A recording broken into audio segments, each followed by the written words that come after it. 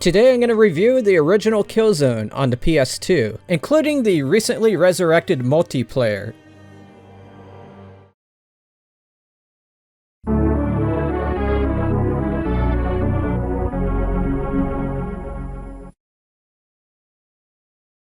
Killzone was released in 2004 for the PS2, and it was the first of 6 games in the series. The plot, in a nutshell, is that one planet is being invaded by another. The aggressors are the Helghast, who were once human, but their planet's harsh environment has physically changed them.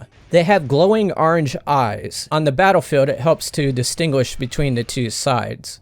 I'll start by giving my thoughts on the campaign mode. I played and captured it on a real PS2 system with a real disc. I'll be comparing it to the remastered version on the PS3 in a little bit here. In the campaign, you start off as one person, but eventually 3 others join your cause. The invasion of the Helghast is an ongoing thing. They are everywhere on your planet, and you and your colleagues have to pull off some missions that help with the overall effort to fight the Helghast off. Every once in a while, the game lets you switch between one of the 4 characters. Depending on which one you pick, it varies up the structure of the mission that you're on a little bit. Like there might be a rope somewhere, and if you're playing a certain character, you might get ordered to go up the rope as opposed to going straight ahead. Now I'm just going to dive into what I liked about the campaign and what I didn't like about the campaign. I liked the story. It was very simple to follow, and it's told very well in the cutscenes in a very cinematic way. There are some cliche moments, but those cutscenes do not overstay their welcome. They're usually about a minute long. The music in the game is spectacular. You don't hear it during the actual gameplay. You hear it at the beginning of the game, you hear it on the screens in between missions, and on the menu screens.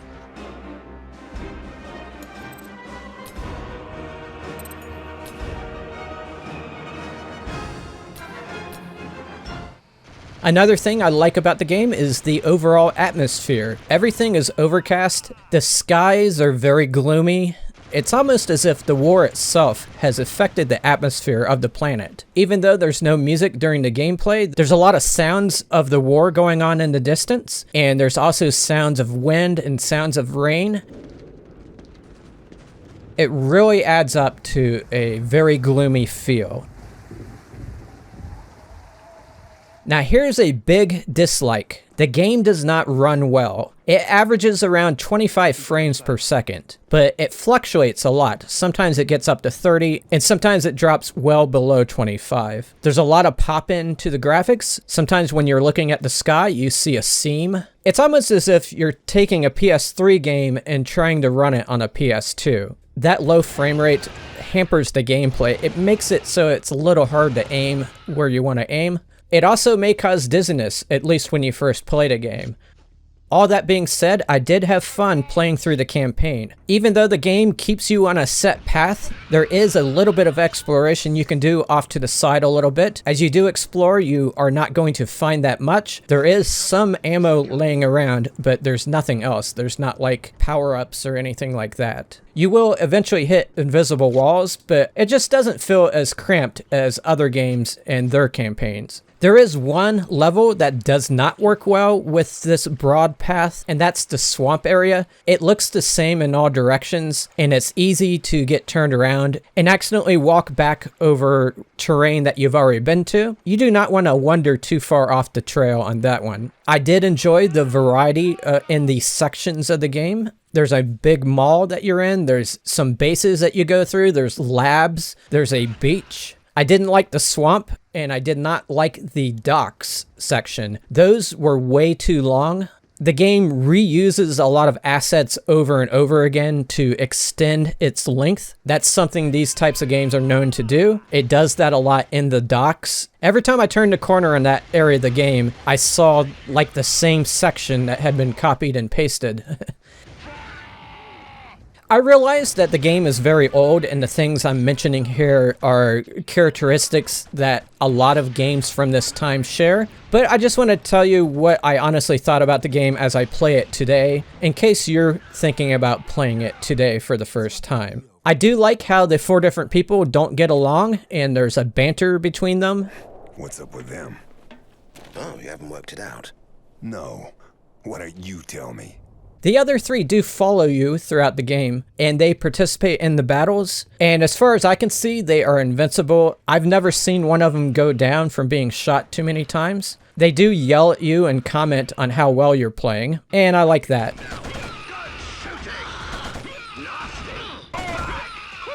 That's messy, man. As far as the other side though, you're basically shooting the same enemies again and again. There's little variation in the way they look, in the way they act, in the way they shoot. Here they come! Fire! Scatter! Grenade! Here they come!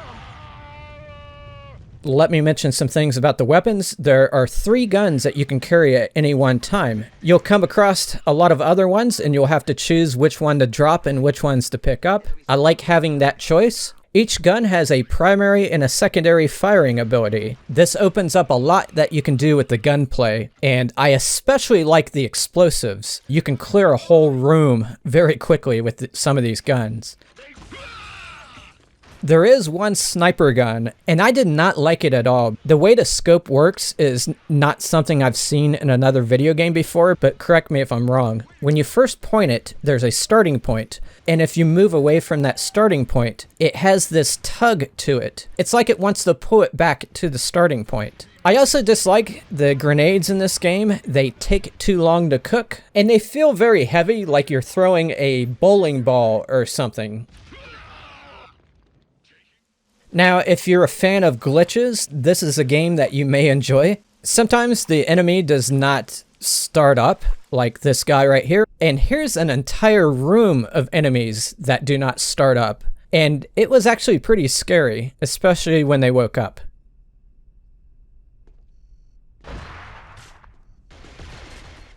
For the most part, I enjoy glitches like this. Some people may not have the same taste as I do, though. So let me talk about the remaster. It was done in 2012, 8 years after the original release, and it's only on the PS3. At this point in time, it's still available to download for 15 bucks. It was also released as part of the Killzone Trilogy, also on the PS3. The game is not actually on the disc, you just get a free download. Used copies of the trilogy go for around 36 bucks. For comparison, the PS2 version sells for about $9 used. If you want to play the Killzone campaign mode, I suggest you do the remaster because it is a steady 30 frames per second. It is 720p. That makes all the difference in the world. Going from the old version to this one, it's like taking a 50-pound weight off yourself. It's just so much easier to hit the enemies. This is not a huge remaster. They didn't rebuild it from the ground up. Basically just a fresh coat of paint. They did make some changes to the sound effects. There's more variety in the way the enemies talk. Shooting. Ammo out. Kill them! Grenade!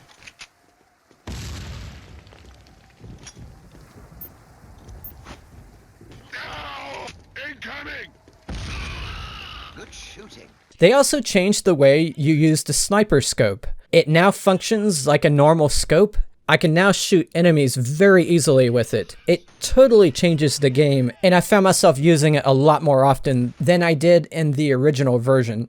All that being said, the cutscenes don't look much better. They look very grainy. I think they just took the original shot and zoomed them in a little bit.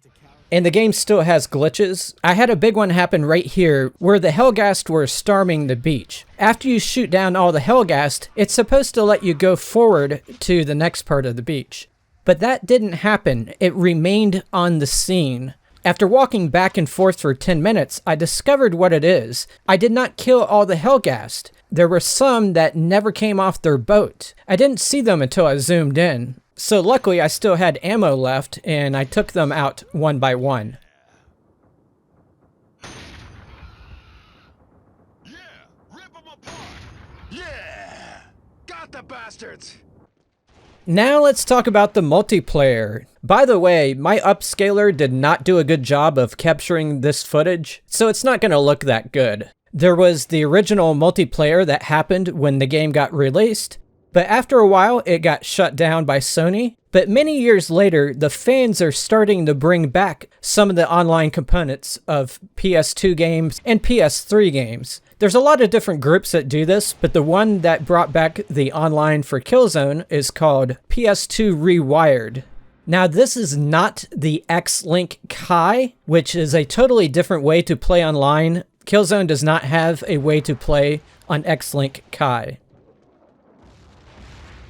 Now, in the description of this video, I put some details on how to play Killzone Online if you want to go through with the process. I used a real PS2 and a real game disc. You can also play on emulator, but I don't know as much about that. The matches can hold 16 players, but I haven't seen that many players online at one time. Usually we have been playing every Sunday, and it's around 8 players total. You have to play on the old version of the game. The remastered version has no online capability. The modes are pretty traditional. You got deathmatch, team deathmatch, domination, supply drop, assault, defend and destroy. In these games, there's a lot of weapons and ammo laying all over the map. You are equipped with 2 weapons from the start, but if you want more than that, you'll have to go around grabbing all the weapons and ammo that are laying around. And here's where I get into the likes and dislikes about it. Just like the campaign mode, this version chugs. And I don't know the exact frames per second, but I imagine it's around 25. This makes killing the other players a little bit tricky. It's probably the lowest frame rate I've ever seen in an online game. Except in Killzone 2, I've been in some full games where there's a lot of stuff going on and sometimes it gets very slow, but it's usually only for a portion of the match. The multiplayer here in Killzone 1 is slow all the time.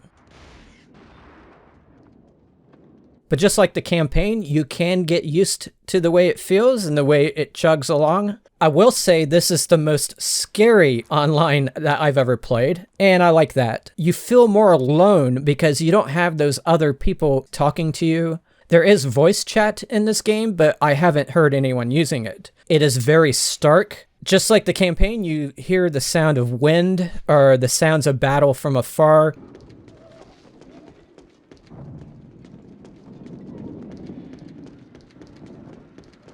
Another thing that makes this scary is that you can suddenly die at any moment without hardly any sound at all.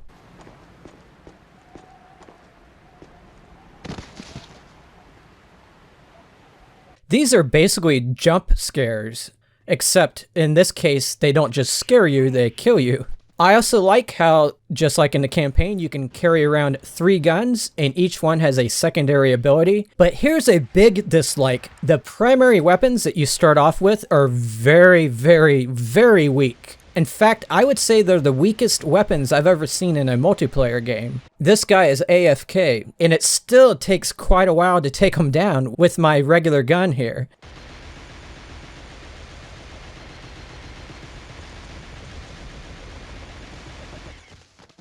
And of course, I end up getting killed anyway.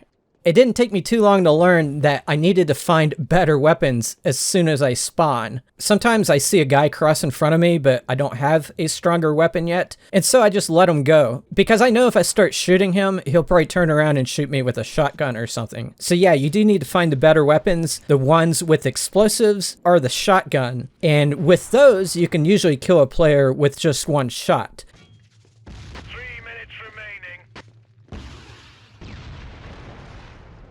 Another thing I don't like is the reticle. When you're pointing at an enemy, it normally turns red, but there's certain weapons where it doesn't change color at all. If you're playing a team-based match, when you have a weapon like that, and someone crosses in front of you, you really have to think hard about, is that an enemy or is that a friend? Now, I played this multiplayer about 3 or 4 different weekends, and I will just say I did terrible at it. Not that I'm a pro at these types of games, but I do have a lot of experience with other first-person shooters and other Killzone games, but I got massacred. A lot of it was my skill. Also, whenever the fans bring back these multiplayer servers, usually it's the best players who are first to return to them. So if you're going to play this game, just know that you're going to die a lot, especially at first. Eventually, you do kind of climb out of the hole and you get better at the game. But it is a slow climb, and that leads up to my biggest dislike about the multiplayer.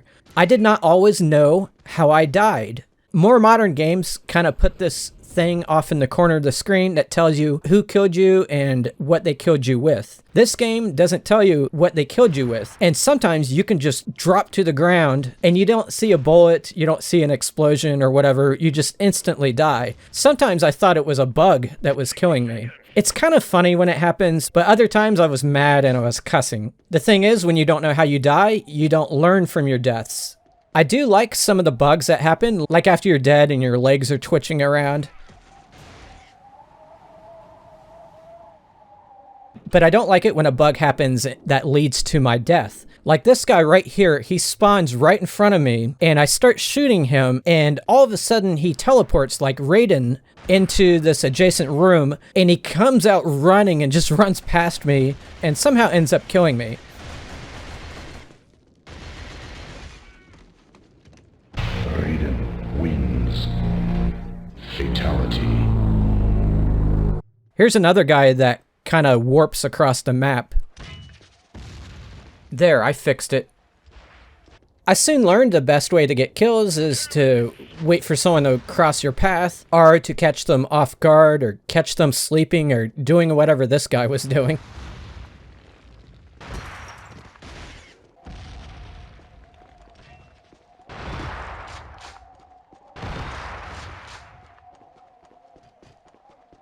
I do enjoy the crudeness of this multiplayer.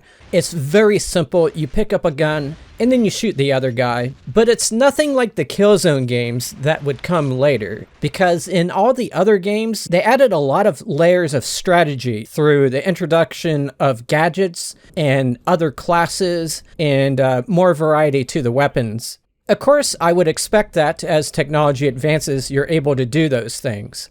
Now, the game does have offline multiplayer where you can play against bots. And if you're into that, I recommend you play the remastered version, because they actually remastered the multiplayer maps. Everything looks better and the gameplay is a lot more smooth.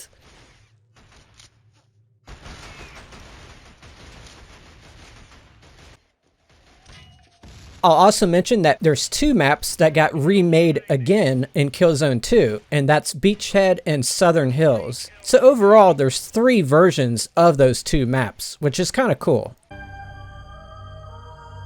So, in the end, do I recommend Killzone 1? If you're used to playing games from that era, I do suggest you give the campaign a try, and I recommend you do the remastered version. The first version, in my opinion, is pretty close to unplayable due to the frame rate issues. But if you're someone who can tolerate that, then more power to you. But if you want to play the online, you will have to get the original game, which is pretty cheap at $9. It's fun to support these fan efforts to revive online games. If you support their endeavors, I do suggest popping your head into a game like this one and playing it.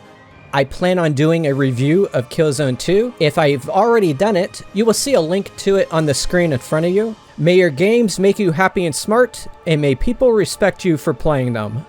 So long, everybody.